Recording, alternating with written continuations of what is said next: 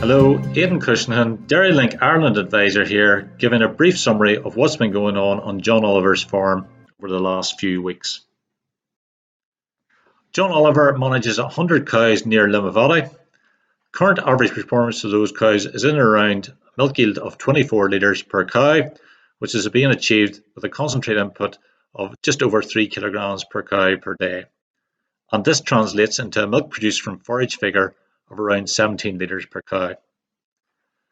John measures grass on a weekly basis using a cut and weigh regime, and recent results showed grass growth rates in around 65 kilograms of dry matter per hectare per day, which is less than that which has been recorded in previous weeks, but is also higher than is what had been recorded in some of the other project farms at this stage. This is a copy of the wage produced for the farm in the first week of June. The wage is composed of a series of green bars which signify individual fields, where fields with the heaviest covers of grass are located on the left-hand side of the wedge, through to fields which were grazed out or have been taken out for silage with the lightest covers on the right-hand side of the wedge.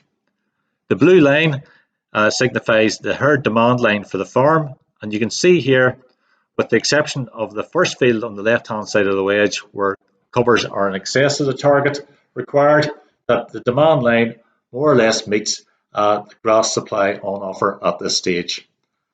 As I mentioned earlier, John measures grass on a weekly basis, and using those results decides on whether or not grass needs to be taken out if there's a surplus, or whether additional grazing needs to be introduced into the system if there's a deficit.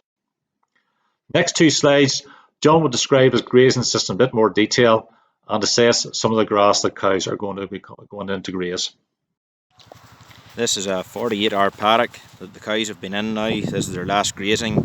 There is still around a 2,000 cover in it. The cover started at just over 3,000. This is the paddock's second grazing this summer after sheep grazing in early spring. This is the sward the cows will be coming into next.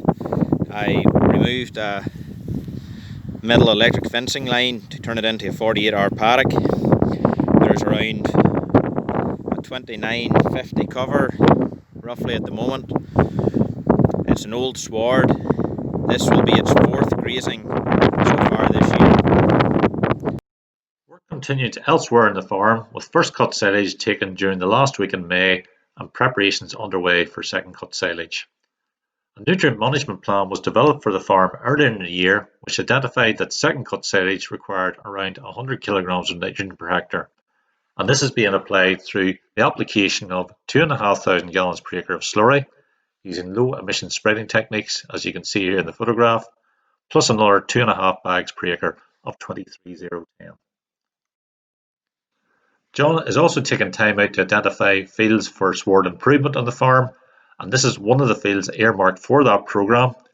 It's been under permanent pasture for around 40 years, and with extra land now available for silage, the plan is to graze this field off for the next 2 months before carrying out a reseeding programme on it.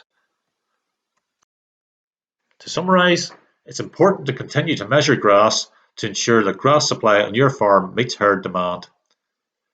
Take the time out to develop a nutrient management plan for second cut silage or indeed any other grass crop on your farm. And finally, review the farm to identify areas which may require sward improvement. Thank you for watching, and please check out the other DairyLink Ireland presentations on CAFRE TV.